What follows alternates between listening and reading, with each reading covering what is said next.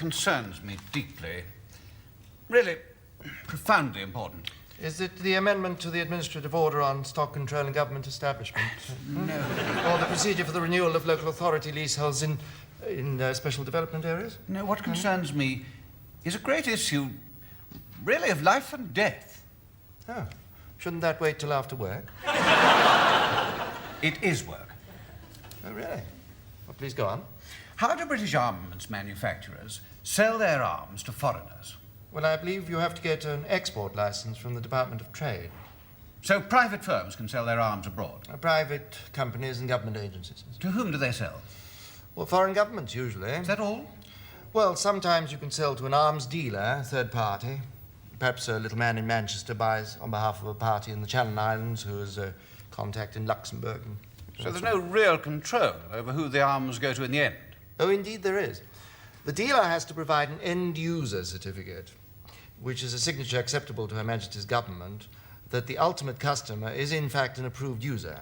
Well, is that a real guarantee? I mean, would you be surprised, for instance, if a British aircraft carrier turned up in the Central African Republic? Well, I, for one, Minister, would be very surprised. It's 1,000 miles inland. Yes, you know what I mean. What about smaller weapons? Well, it's visually impossible. There's stringent security, rigorous inspection procedures, meticulous scrutiny. You mean it's all a facade?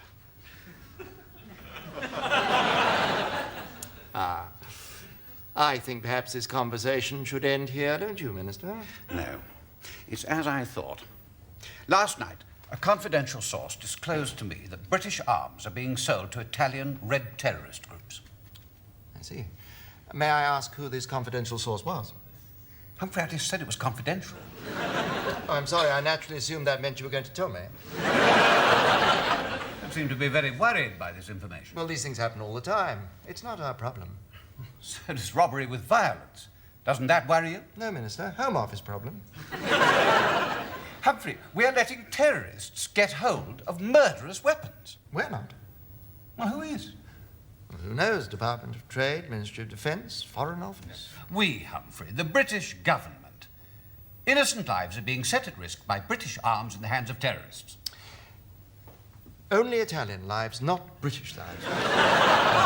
With British tourists abroad. Tourist, Foreign Office problem.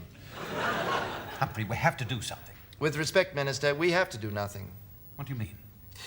The sale of arms abroad is one of those areas of government that we do not examine too closely. Well, I have to, now that I know about Well, it. you can say you don't know. You're suggesting I should lie? Oh, not you, Mr. No. Well, who should lie? Sleeping dogs, Minister. Now, I'm going to raise this. No, Minister, I beg you. A basic rule of government is never look into anything you don't have to. And never set up an inquiry unless you know in advance what its findings will be. Believe this. We're talking about good and evil. Our Church of England problem. No, Humphrey. Our problem. We are discussing right and wrong. You may be, Minister, but I'm not. It would be a serious misuse of government time. Selling arms to terrorists is wrong. Can't you see that, Humphrey? No, Minister. Either you sell arms or you don't. If you sell them, they will inevitably end up with people who have the cash to buy them. But not terrorists. Well, I suppose we could put some sort of government health warning on the rifle butts.